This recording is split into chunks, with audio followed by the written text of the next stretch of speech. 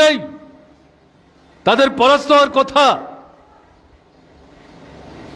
তীব্রমথা গোপনে আঘাত করে,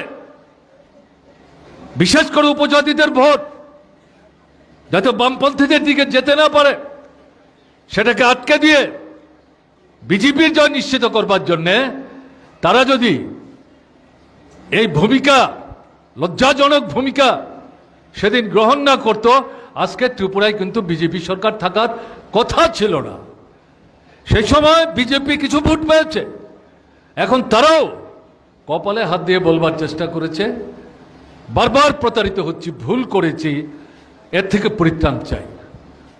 পরিত্রাণ যদি চান, বিজেপির সাধারণ সমর্থক যারা, গরিব, মধ্যবিত্ত, নিম্নবিত্ত, মহিলা পুরুষ নির্বিশেষে তারাও এখন মার্ক্সবাদী কমিউনিস্ট পার্টির নেতৃত্বের সাথে যেখানে তাদের যোগাযোগ আছে, কথাবার্তা বলার সময় বলছেন আমরা তো পারি না সংগ্রামের সারিতে অংশগ্রহণ করতে, জানেন আমরা একটা দল করি, এই শাসক দল কি করে যাব, কিন্তু আপনারা লড়াই করুন, আমাদের নৈতিক সমর্থন আপনাদের পেছনে আছে, যদি অন্য কোনোভাবে আপনাদের সহযোগিতা করতে হয় আমাদের সামর্থ্যের সীমাবদ্ধতার মধ্যে আমাদের সমর্থনের হাত আপনাদের প্রতি আমরা প্রসারিত করব।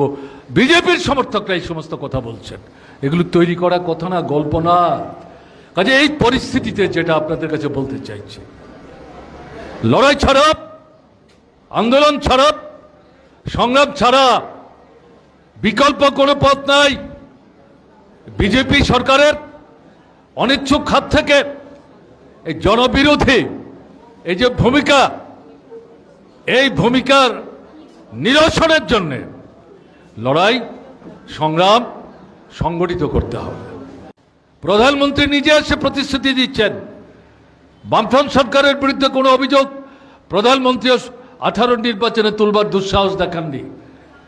দেখেছেন, একবার আমাদের সুযোগ দিন, আমরা দিল্লিতে আছি, ত্রিপুরায় যদি আমাদের সরকার আপনাদের ভোটে নির্বাচিত হয়ে আসে, দিল্লি এবং রাজ্যের বিজেপি সরকার মিলে অপূরিত যে সমস্যাগুলো, যেগুলো আপনাদের জরুরি, বামফ্রন্ট সরকার সেগুলো চেষ্টা করেও পূরণ করতে পারেনি, আমরা নিশ্চয়তা দিচ্ছি সেগুলো পূরণ করব।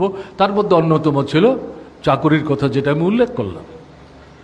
তাহলে এরকম একটা জায়গায় দাঁড়িয়ে এই 8 বছরের যে অভিজ্ঞতার মধ্য দিয়ে এটা আজকে পরিষ্কার, কথা এবং কাজের কোনো মিল নেই এই বিজেপি সরকার। 2023-এর নির্বাচনেই